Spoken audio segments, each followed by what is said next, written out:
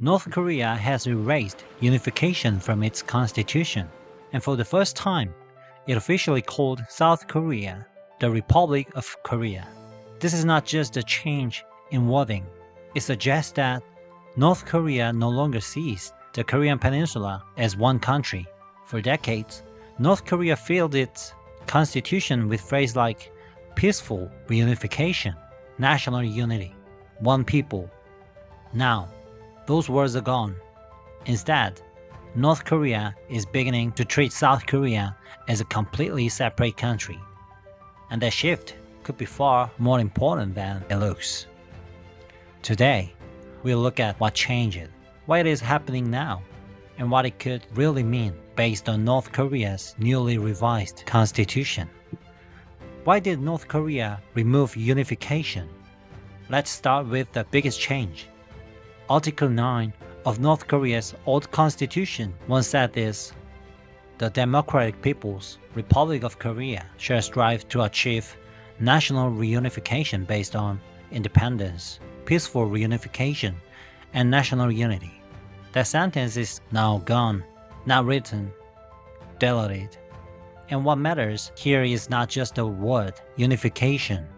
North Korea is changing the direction of the constitution itself. The opening section was also heavily cleaned up. The old constitution said Kim Il-sung and Kim Jong-il founded the state and achieved the cause of national reunification. Most of those lines have now disappeared.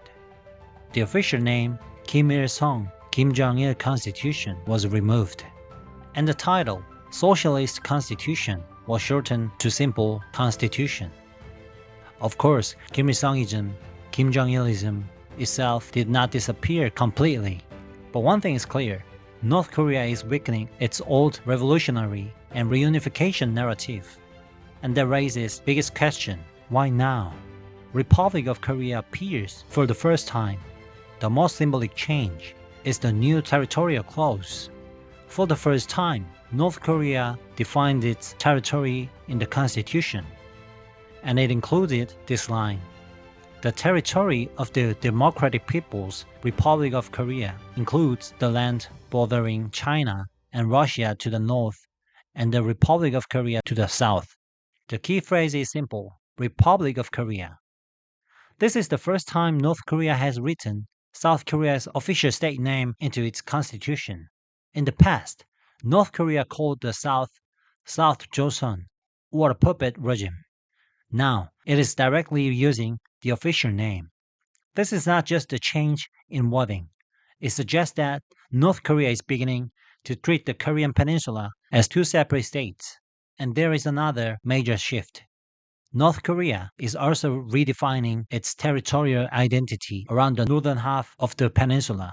In the past, the constitution indirectly treated the peninsula as one shared space. Now, it is moving closer to the idea of a normal sovereign state with fixed territory. But there is also something important to notice. North Korea did not define an exact military border. The Northern Limit Line, or NLL, was also left out. Many experts see this as an international ambiguity. In other words, North Korea may be accepting the current land border in practice while still leaving room for future despots at sea. And there is one more detail worth noticing. In a 2024 speech, Kim Jong-un said, South Korea should be labeled the number of hostile country in the constitution. But the phrase did not appear in the final revised version. So while unification was removed, some direct hostile language was also toned down, and that could matter more than it seems. Kim Jong-un's power has grown stronger. At the same time, Kim Jong-un's authority became much stronger. Article 86 of the revised constitution implicitly defines the chairman of the State Affairs Commission as the head of state. This is the first time that title has been directly written into the constitution for the position. In the past, the constitution used phrases like supreme leader or the highest leader representing the state. Now, the meaning is much clearer internationally. The other state institutions also changed. The chairman of the State Affairs Commission is now placed above the Supreme People's Assembly. Symbolically, that moves the system even closer to placing the leader above the legislature. Nuclear-related power were also strengthened. The revised constitution says command over nuclear forces belongs to the chairman of the State Affairs Commission. And authority over the use of nuclear weapons was also more clearly defined. But another change may be even more important. The old constitution said the Supreme People's Assembly could elect and recall the chairman of the State Affairs Commission. But in the revised version, the word recall was removed. That means even the former check on Kim Jong-un's power became weaker. And it suggests his authority is becoming even harder to challenge inside the system. Quiet, but important changes. There were also quieter changes throughout the constitution. Strong revolutionary phrases were reduced or removed. Words like imperialist aggressors, exploitation, and oppression. Many of those expressions were softened or deleted. Terms like free medical care and a country without taxes were also scaled back. Some analysts believe this reflects an attempt to make the constitution closer to North Korea's real conditions. Another interesting phrase was added, martyrs of overseas military operations. Some experts believe this may relate to North Korean forces connected to the Russian-Ukraine war. And in foreign policy, protecting national interests was newly emphasized as a core principle.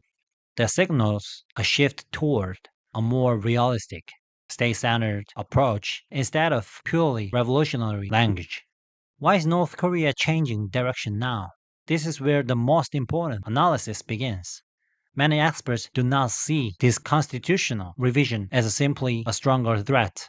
Instead, they see it as a major strategic shift. By redefining its territory around the northern half of Korea, North Korea may be stepping away from the old idea of a single unified Korean state. And some analysts believe this could actually make North Korea's deterrence strategy more realistic. In the past, North Korea's nuclear posture seemed tied to the entire Korean Peninsula.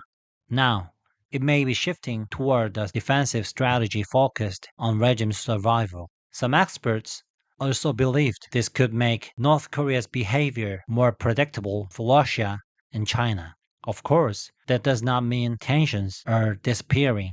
In fact, it could mean exact opposite. North Korea may be trying to permanently frame the peninsula as two separate countries, not one people divided by politics. And that may be the biggest change of all. North Korea is redefining what the Korean Peninsula itself means. North Korea's new constitution is not just a legal revision. Unification is gone. The name Republic of Korea is now officially written into the constitution. And Kim Jong-un's power has grown even stronger. At the same time, North Korea has started describing the Korean Peninsula in a completely different way than before. No one knows yet whether this will lead to more stability or a more dangerous misunderstanding. But one thing is clear. The order of the Korean Peninsula is quietly changing right now. We'll continue following the changes happening on the Korean Peninsula. If you found this briefing helpful, please like, subscribe, and leave your thoughts in the comments. Thanks for watching.